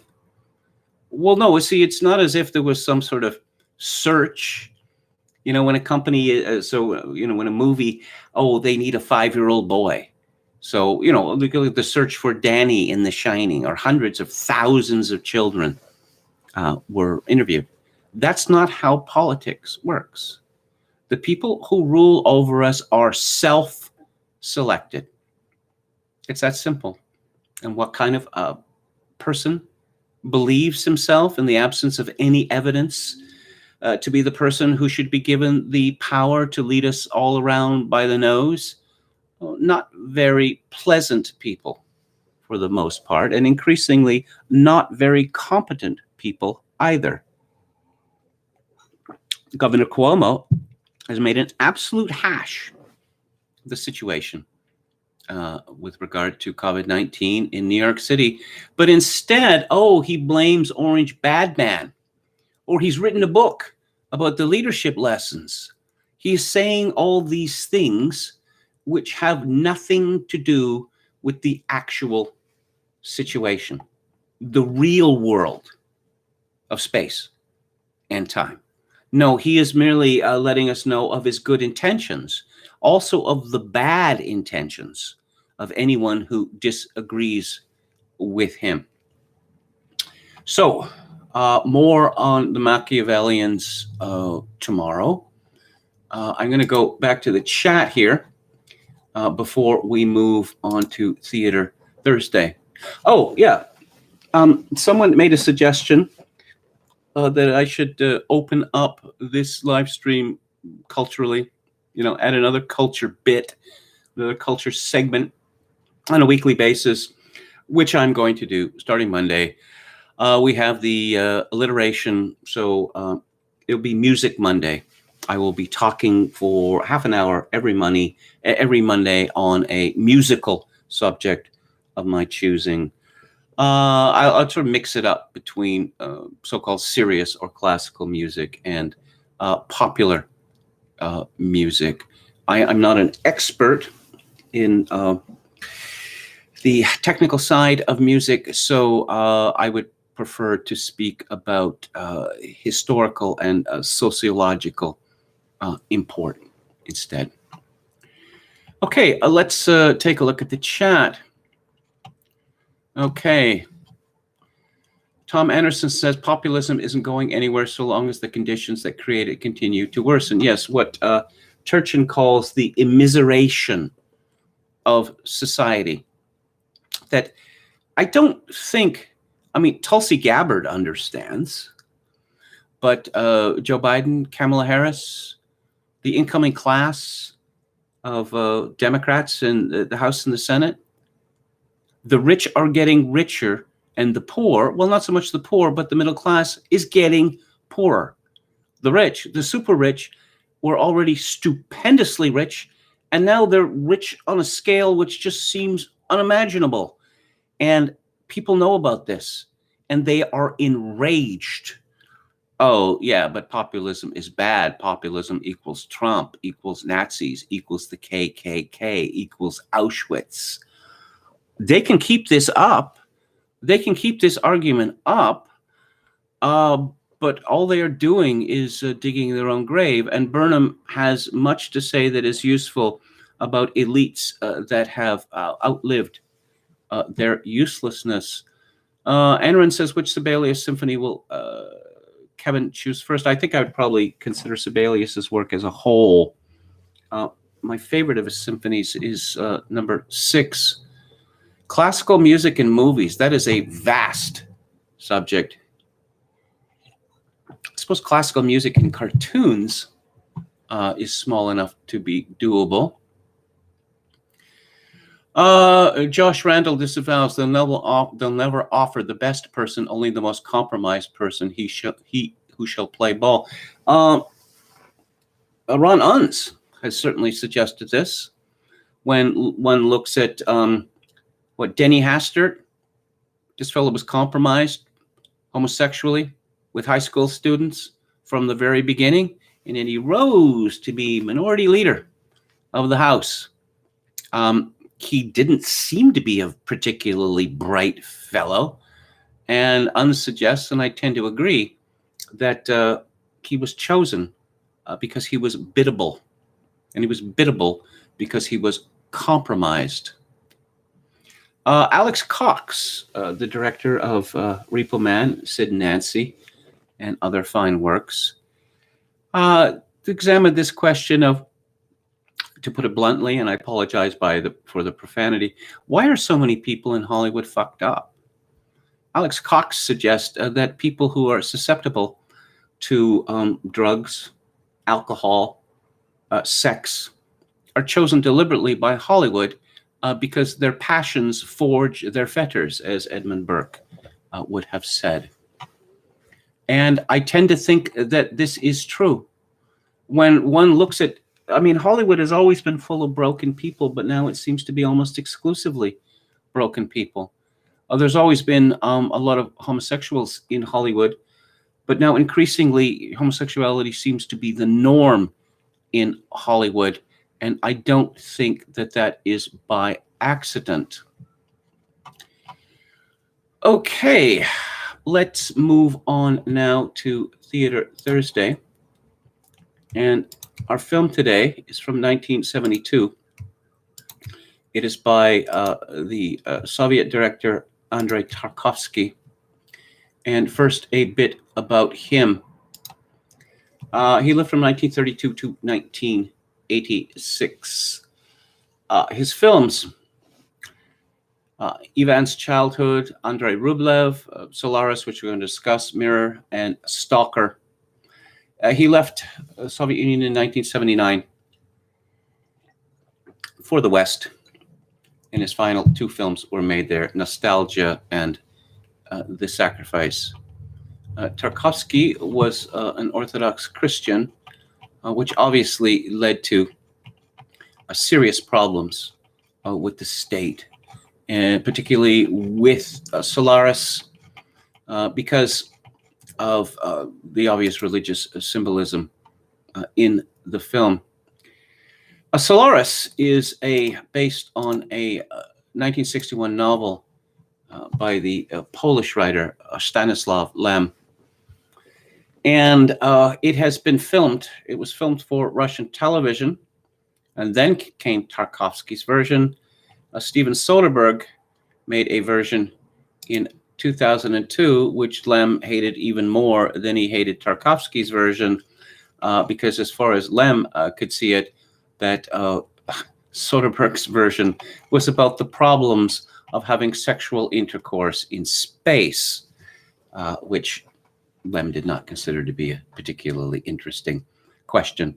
Also, he saw it as a mockery of his novel. The book Solaris is concerned about the problems, perhaps the impossibility of finding alien life. Now, Lem was a science fiction writer, but if you come to the point where you believe that even recognizing alien life is probably impossible, that really puts paid to writing science fiction, doesn't it? And Lem, in his final years, moved away from this. Of course, anyone who's seen science fiction films knows that you get humanoid creatures, or creatures which can disguise themselves as humans, creatures that speak in English or can ape English, that their modes of intelligence, the modes of understanding are essentially the same as those on Earth. Now, this is a reasonable position for science fiction writers to take, because what we know is what we know, and it's impossible to know what we don't know. It's really that simple. It's really that simple. I mean, there are people who believe that there are, entities around us, entities that can't be seen, that can't be recognized. Well, I suppose theoretically that's true, but we have a way of measuring whether things exist, and these things can't be measured, so they don't exist. Tarkovsky's take on Solaris was rather different. He made it more personal. Now, of course, there is the central question of the ability to recognize the existence of aliens, or trying to understand alien thought. But this becomes a broader question. The question of how possible it is to know any other person, which is a serious and deep problem. I once mentioned in one of my old podcasts, Canadian short story writer Norman Levine. He wrote a famous short story called I Don't Want to Know Anyone Too Well. But the question is, how well can we know anyone? I mean, this is what Citizen Kane is about. Everything that we believe that we know about other people is filtered through our own consciousness and our own experiences, because that's the only way it can be done. There is no disinterested way for people to look at other people. There's no neutral way. We can attempt it. There's no induction in this regard. Frankly, I don't believe that induction exists, but that's another subject. So I talk a little bit about the dispute between Lem and Tarkovsky, and I'm relying here on an article from culture.pl, an article by Igor Belov, Lem versus Tarkovsky, the fight over Solaris. He begins, Andrei Tarkovsky's Khan-lauded 1972 film Solaris, based on Stanislav Lem's novel of the same name, is considered a masterpiece. But here's the paradox. The Polish author felt very negatively about the Russian director's adaptation of his novel. Lem quarreled with the Russian director about the script and bad-mouthed it for the rest of his life. The novel came out in 1961 and put many complicated questions before readers without giving straight answers. In the book, Lem presents this idea of what contact between Earthlings and an extraterrestrial life form beyond their understanding would be. Lem transports readers to some time in the future. The distant planet Solaris is covered by a living, sentient ocean. More precisely, this intelligent ocean appears to be the only inhabitant of the planet. One day at the research station orbiting Solaris to study it, Dr. Chris Kelvin arrives to join his fellow Earthlings. He's been tasked with getting to the bottom of a series of strange and sinister phenomena occurring at the station. Kelvin soon ascertains that the sentient ocean has the ability to read minds and infiltrate their subconscious. It seems to be trying to establish contact with the astronauts by materializing their most shameful and innermost experiences, fears, and intrusive thoughts. For the ocean, there is no difference between dreams and reality, sleep and waking. It communicates with people blindly, conjuring phantoms in the space station every night, phantoms that come to people from their own subconscious and painful memories. Only a few years after its original publication, a Russian translation of Solaris appeared by Dmitry Bruskin. It is still considered to be canonical, despite some derivations from the Polish original. One in particular is that the name of the planet, Solaris, was now a masculine noun, as opposed to the original feminine in the Polish. And this somewhat shifts the emphasis in the book. It is easier for readers to imagine that this mysterious planet ocean is viviparous, if female. Viviparous means creating embryos. So there was a translation in new Russian translation in 1976. The author goes on to say that the original English translation from 1970 was based on the French translation, and it's unsatisfactory. A new translation in 2011, but through various legal problems, it cannot be, it's only available in ebook and audiobook form. Tarkovsky saw this, and the Soviet regime saw Solaris as something of a riposte to Stanley Kubrick's 2001 of 1968. Tarkovsky made references to what he saw to be overly technological, mechanistic view of Kubrick. Now, let's see, Stanislav Lem came to Moscow in 1969. The situation obliged Tarkovsky, who was working on the script for Solaris, to meet with him. A group of Soviet fantasy writers organized a meeting at the Peking Hotel where the author would be staying. And Tarkovsky came with the Lazar Lazarev, literary expert, and the co-writer, Friedrich Gorenstein, was not invited to the meeting, apparently too acerbic. Tarkovsky made a tactical error from the very beginning. He began to tell the author in detail with unseemly enthusiasm about the changes he had made to the plot. Lem grimly said that his novel already had everything needed for a movie, so there was absolutely no need to supplement the story. Tarkovsky's arguments that his film experience meant he better understood how to make a movie had no effect. And when Lazarev asked if Lem would like to watch one of Tarkovsky's films, the writer coldly responded, "I don't have time for that."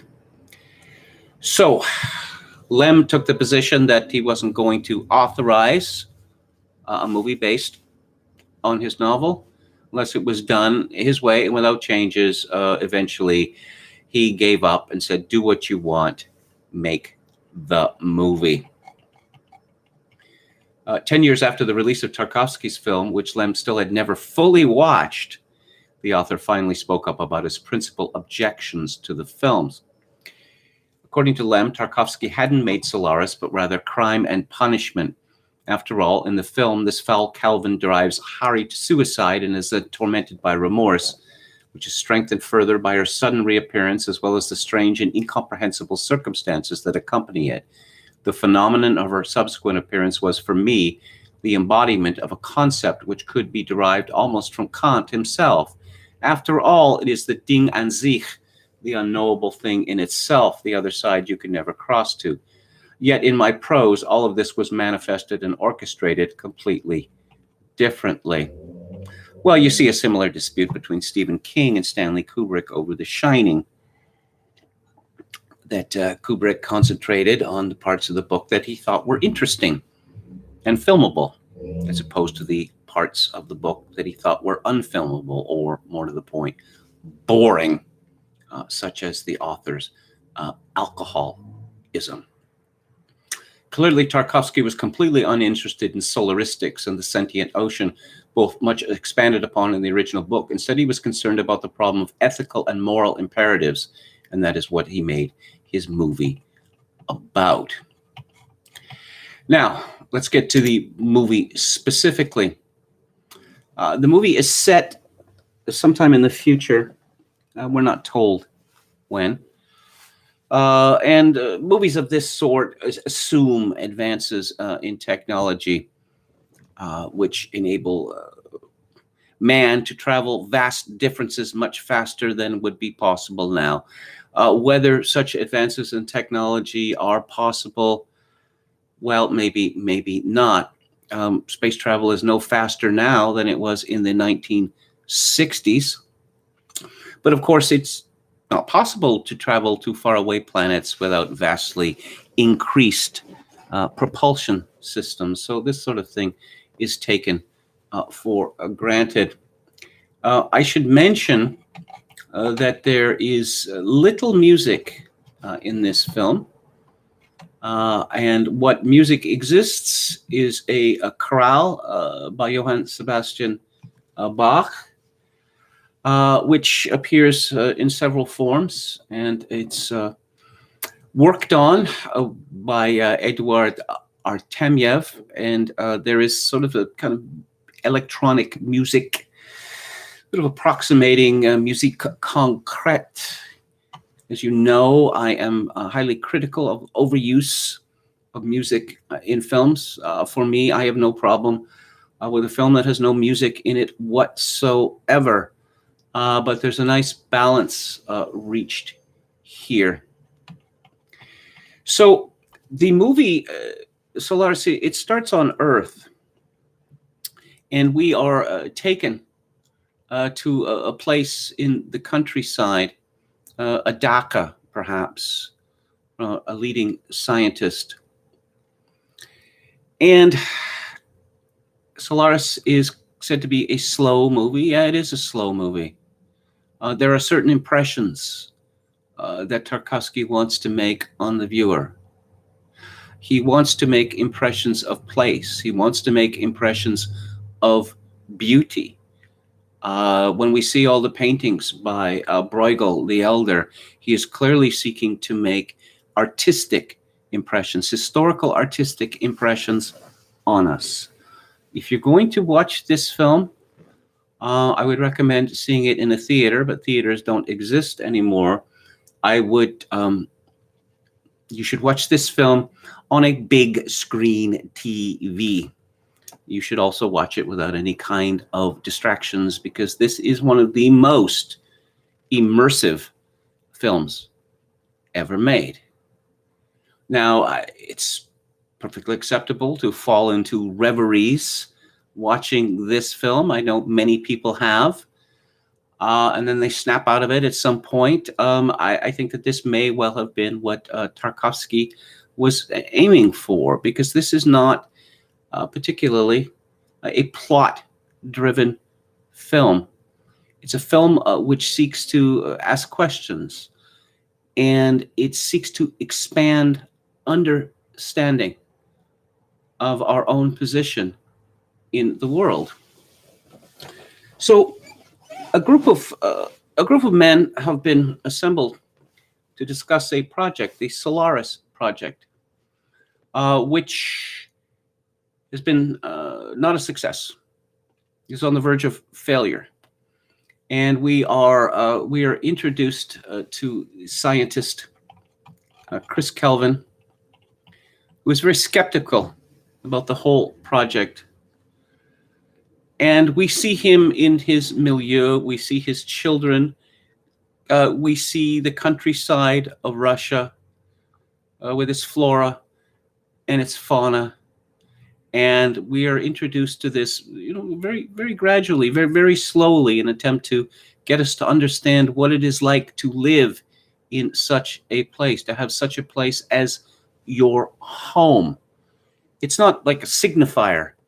Oh, yes, there is a pond, there is a meadow, this is the country. No, as I say, this is immersive. Now, we are shown a film, an old recording. And the recording was made by a helicopter pilot who flew close to the surface of Solaris. And remember, Solaris appears to be, it's an ocean.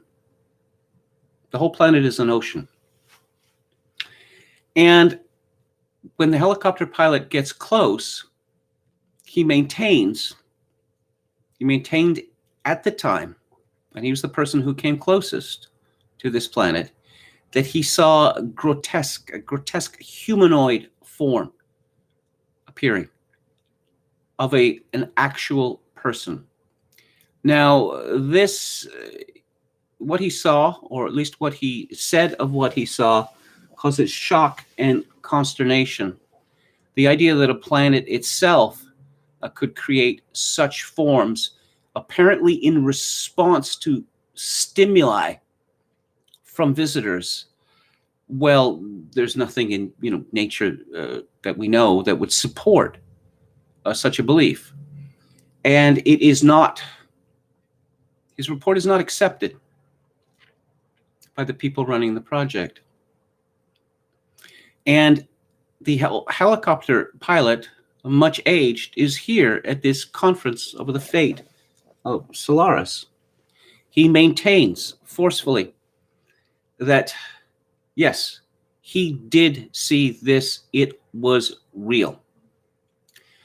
Later, the group breaks up, and the helicopter pilot, we see him in Japan in the future, a really, really remarkable scene of editing, which is quite reminiscent of a later film, Godfrey Reggio's Koyanis Katsi, which I'm sure it must have been an influence on it. You can see that this film has clearly been an influence on many other films. Let's see, Eternal Sunshine of the Spotless Mind would be one. Spike Jonze's Her would be another. So Kelvin is sent to Solaris to find out what's going on and to recommend whether to shut down the mission or not. Originally, this is the vast space station with 800 people. It's now been reduced to 3, and in fact 2, actually, because when Kelvin shows up, he finds out that his friend Gibarian has committed suicide. And this, of course, is quite disconcerting to him. just as disconcerting is the considerable disarray of the space station itself. There's just stuff all over the place. We see wires shorting out. It's derelict and, well, largely abandoned. And there are two survivors of the mission, those who are still there, Snout and Sartorius. And it's clear that they have been living in this private world for so long that they don't know. One could say that they're not quite human. They're not quite human. And we see, this is not explained, we see flashes of other people on the ship. Other people, children, a dwarf. There's no explanation for this, except that the idea that the ocean, the sentient ocean of Solaris itself, has materialized these forms. And the survivors deal with them as they can. They appear to be not phantoms, but fully materialized, although not fully materialized as humans would be. Fully materialized, a different mode of creation, although they are identical. And after learning nothing, virtually nothing about this planet, the scientists decided to provoke it, as perhaps one would poke a beast with a stick. So they start bombarding it with X-rays.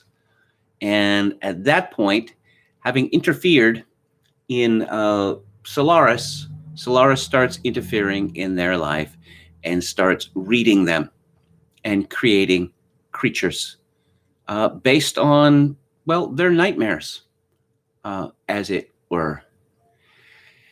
And Snout is friendly enough, although he seems to have gone to seed. Sartorius is, well, he's become very conspiratorial, and we don't see very much of him at all.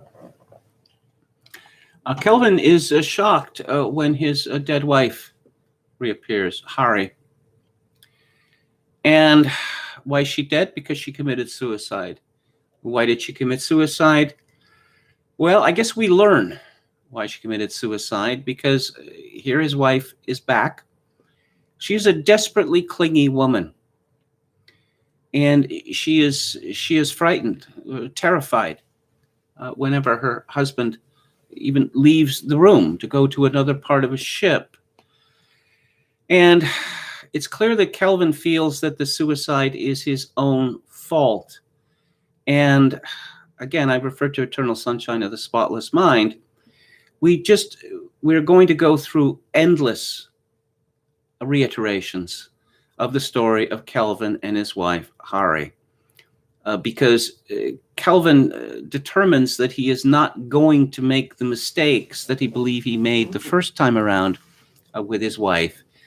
But it seems that their natures are so uncomplimentary that she's just going to commit suicide again and again. And the horrifying thing is, and again, this is rather reminiscent of Groundhog Day, is that Hari, being constructed differently than humans, can regenerate herself.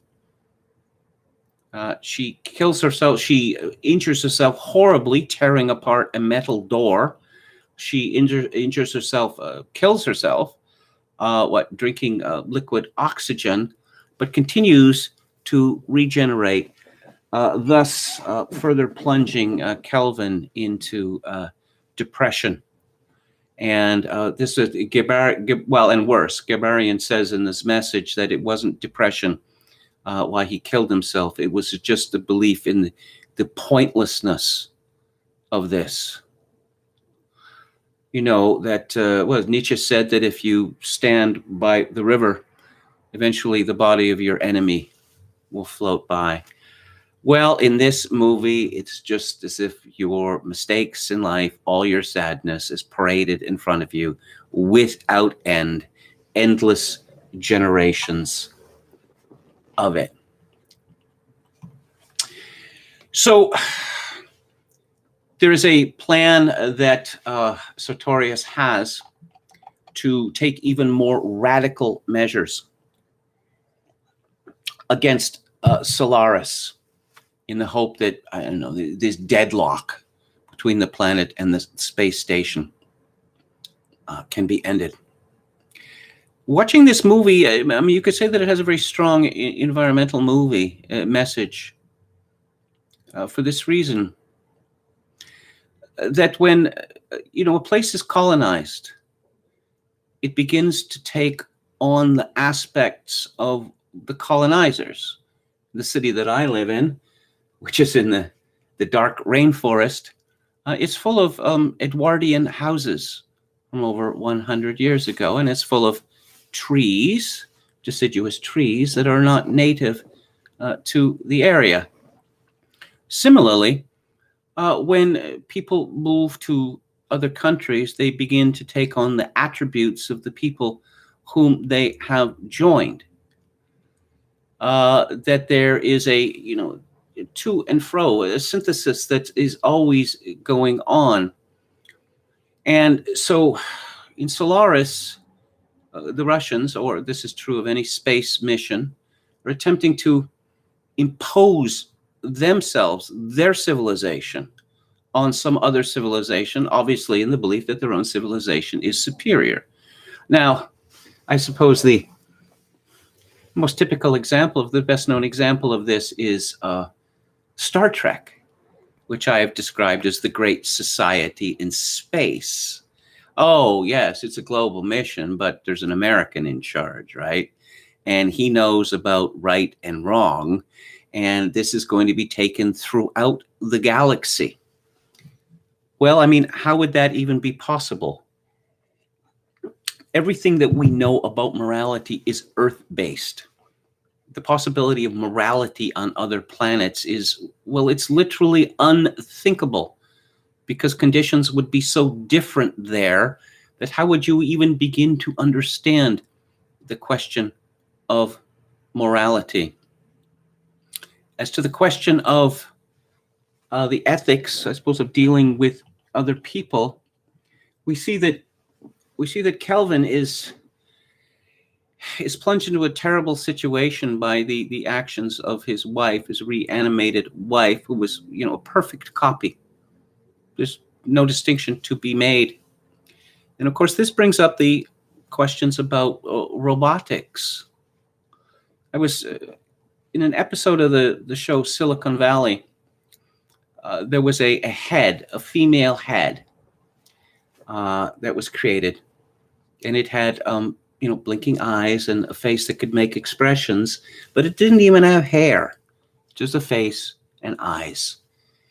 And this creature, this AI creature, which was heuristic, it learned by speaking to people, that Richard Hendricks, who's the leader of Pied Piper, has been instructed by the creator, sex pervert actually, not to have anything to do with Fiona, who's the AI head. And so Fiona has had no contact with any other human except its perverted, her perverted inventor. And so she's fascinated by Richard, and she wants to speak to him. He's been given very strict instructions by a nasty, unpredictable man not to talk to Fiona. And so he puts it off, won't even look at her. And then she keeps asking, and he says no, and then she makes a sad face. And this induces a change in him, because he understands that this is just a piece of machinery with AI in it, but it is making a face exactly as a real human female would. And he's touched by this. I mean, we see this in Spike Jonze's movie, Her, again, where it's a heuristic operating system. It doesn't even have a body. It's just a voice. Scarlett Johansson's lovely voice. But you see all of these people, including our protagonist, falling in love with their operating system, which, suggests that to the extent that the artificial becomes real, then people will treat it as real. And of course, the ethical implications of that are pretty profound. Now, at the end of the movie, we see the extent to which Solaris has influenced the people on the space station, and to the extent that the people on the space station have influenced Solaris, because we see that Solaris itself is beginning to terraform, and it's beginning to terraform based on an Earth model. And we see that the Russian village, in the beginning, and throughout the film, is actually become an island on Solaris itself, which is to say that the movie presses very strongly home the point that contact between us and that which is foreign to us, that it is impossible for such contact to occur without profound changes occurring at both ends. Plot is not particularly important to this film. It's a film which attempts to persuade, if persuasion is its goal, by the use of images more than anything else. It's a movie that obviously people who would seek to understand it would want to watch it quite a few times, because there's an awful lot in it that one is not going to get the first time around. Again, if you're the type of person who watches a film and then at the end says, "What the hell was this about?" and gets angry, this is not the film for you. If you think that exploring philosophical and moral questions in film is a waste of time, again, this is not for you. But if you do believe in these things, then this is one of the greatest films of its type. I've had half an hour to talk about it, and those are my thoughts on it. And I hope that if you find any of this interesting, you will find yourself drawn to the film, which is available on a fine Blu-ray edition from the Criterion Collection. So let's have a final look at the chat. Chokokin 666, we feel sorry for Hal when he regresses. It's absolutely true that Hal is omniscient and seemingly omnipotent on the spaceship. And when Dave Bowman starts disarming him, he literally regresses to the level of a child. And Dave is, despite the fact that Hal had just immediately before attempted to kill him, and he'd killed his partner and killed everyone else on the ship, that it appears that, Dave is in the position of killing a little boy. And he finds this difficult to deal with. Head McNeck says, and Philip K. Dix, the three stigmata of Palmer Eldritch, the same guilty husband looking for a second chance story plays out. Yeah, I don't know. I mean, this seems to me to be related to male idealism. I mean, I don't think that women harbor this fantasy, do they? Oh, if I had a second chance at this, I could make it work, I really don't think so. But of course, Ian Wilson described this in one of his novels, that one of the problems that men have with women is that when a woman, or their woman, if you will, is unhappy, the man believes it must be something to do with him, that he has done something wrong, or he neglected to do something that he should have done something. And Wilson explains that women's emotional lives are far deeper than men's. And there are things which disturb women profoundly that men would consider to be incomprehensible or merely stupid. Okay. Let's see. Well, we're talking about other things here. They are hiding Biden's frailties, says Chocokin666. How, when Biden becomes president, how much are we going to see of this fellow?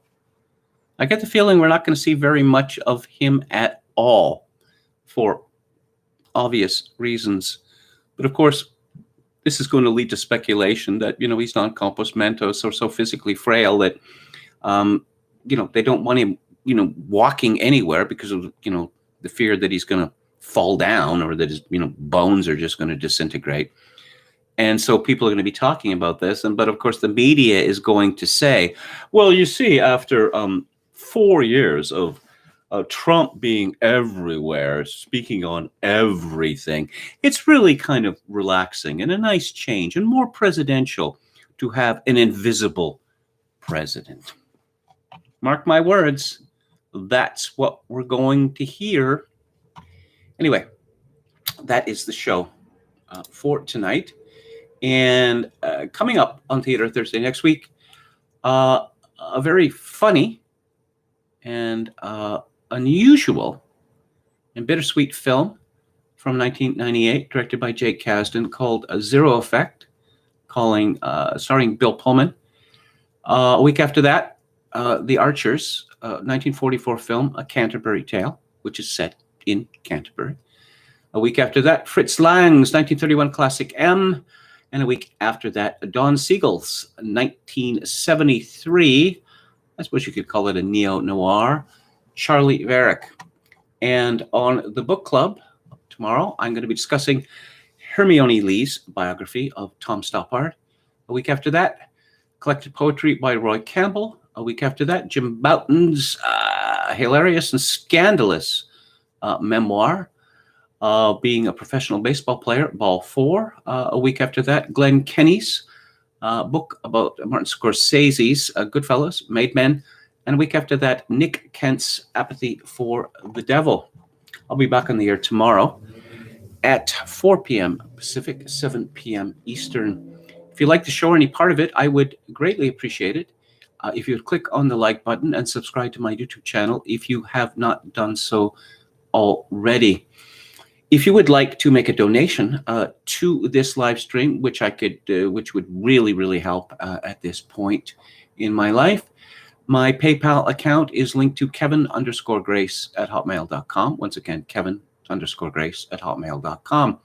If you're Canadian, you can make a donation directly via Interact to kevingrace@shaw.ca. And as always, I leave you with this. In these days of social atomization and civilizational collapse, I do dearly wish that you, my dear viewers and listeners, manage to forge a genuine human connection in order to ease the burden. Good night.